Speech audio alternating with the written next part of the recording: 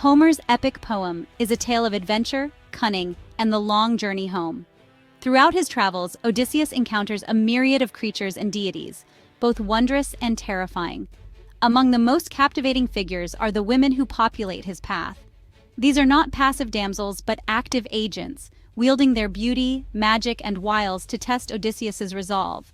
Circe, the Sirens, and Calypso each possess an alluring enchantment that threatens to derail Odysseus from his ultimate goal, returning to Ithaca and his beloved wife, Penelope.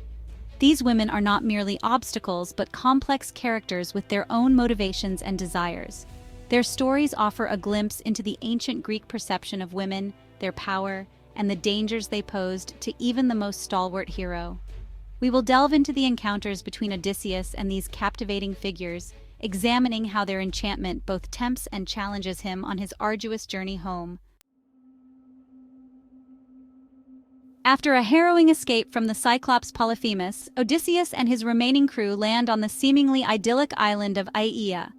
Unbeknownst to them, this island is home to Circe, a goddess of magic with a fearsome reputation. Her island domain is both beautiful and unsettling. Lush forests teem with wildlife, yet an unnatural silence hangs in the air. The remnants of previous visitors, transformed into animals, roam the grounds, hinting at the island's dark secret. The crew, weary from their travels, sends a scouting party led by Eurylochus to investigate.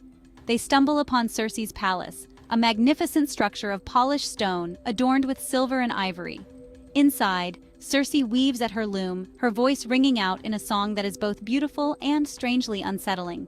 She welcomes the men in, offering them a feast of cheese, barley, and Pramnian wine, laced with a powerful potion. Eurylochus, suspicious of the sorceress, hangs back and witnesses the horrific transformation that befalls his comrades. With a touch of her wand and an incantation, Circe transforms the men into pigs, stripping them of their humanity and leaving them trapped in animal form.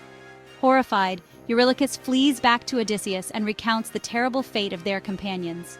Driven by loyalty and a thirst for vengeance, Odysseus sets out to confront Circe and demand the release of his men. However, the god Hermes, disguised as a young man, intercepts Odysseus on his way to Circe's palace. He warns Odysseus of Circe's formidable powers and offers him a plan to outwit her. Hermes gifts Odysseus a potent herb, moly, which will make him immune to Circe's magic.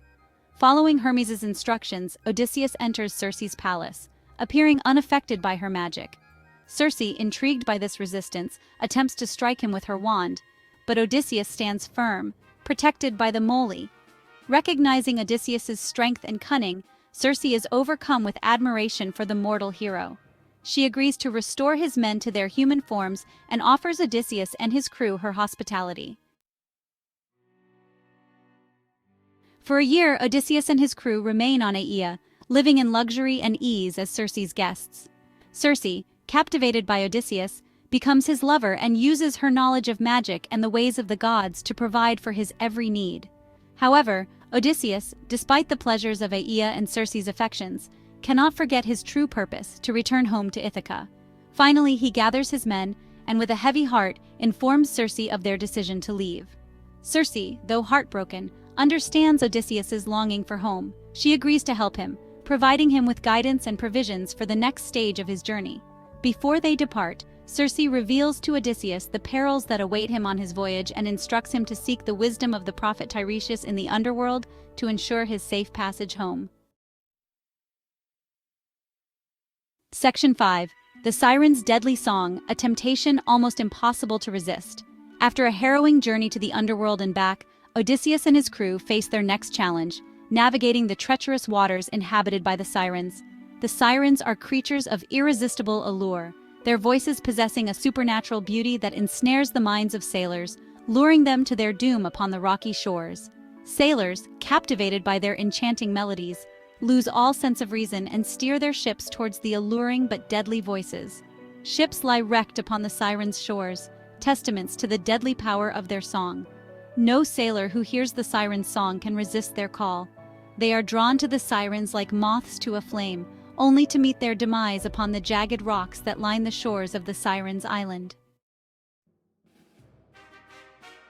Section 6. Odysseus's Clever Plan, Outwitting the Sirens' Allure.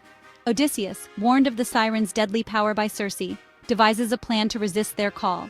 He orders his men to fill their ears with beeswax, blocking out the intoxicating sound of the Sirens' song. However, Odysseus, ever curious and driven by a desire to experience the world in all its wonders and dangers, yearns to hear the Sirens' song for himself. To protect himself from the lure of their call, he instructs his men to tie him tightly to the mast of the ship. He orders them to ignore his pleas to be untied until they are safely past the Sirens' island. The ship sails closer, and the Sirens' song reaches Odysseus's ears. The song is even more beautiful and alluring than he ever imagined. Odysseus, overcome by the desire to reach the Sirens, struggles against his bonds, begging his men to release him. Section 7. Calypso's Island Paradise, a prison disguised as a reward. Odysseus's journey takes a dramatic turn when his ship is caught in a violent storm conjured by the wrathful sea god Poseidon. The storm destroys his vessel and hurls him into the sea, where he clings desperately to wreckage, fighting for survival. He spends 9 days adrift, tossed about by the unforgiving waves, before finally washing ashore on the island of Ogygia. This island, a paradise of lush vegetation, sparkling waterfalls, and abundant wildlife, seems like a haven compared to the perils he has faced. However, it is also the prison of the nymph Calypso, a daughter of the Titan Atlas, who rules the island with her captivating beauty and magical powers. Calypso finds Odysseus on the shore, exhausted and near death. Taking pity on him, she uses her powers to restore him to health. Section 8. 7 years captive, Calypso's love and Odysseus's longing for home. Calypso, captivated by Odysseus's strength, intelligence, and charisma, falls deeply in love with him. She offers him immortality and eternal youth if he agrees to stay with her on Ogygia. For a time, Odysseus, wearied by his travels and tempted by Calypso's offer, allows himself to be seduced by the pleasures of her island paradise. He shares her bed and partakes in the pleasures of her magical realm. However, the longing for home, for his wife Penelope and his son Telemachus, never truly leaves Odysseus's heart. As the years turn into 7, Odysseus finds himself torn between the allure of immortality with Calypso and the burning desire to return to his life in Ithaca. Section 9. Divine Intervention, Hermes' message and Calypso's reluctant release. The gods, observing Odysseus's plight and hearing his pleas for release, take pity on him. Zeus, king of the gods, dispatches Hermes, the messenger god, to Ogygia with a decree. Calypso must release Odysseus and allow him to return home. Hermes, arriving on Ogygia, delivers Zeus's message to Calypso. Calypso, enraged and heartbroken at the thought of losing Odysseus, initially refuses.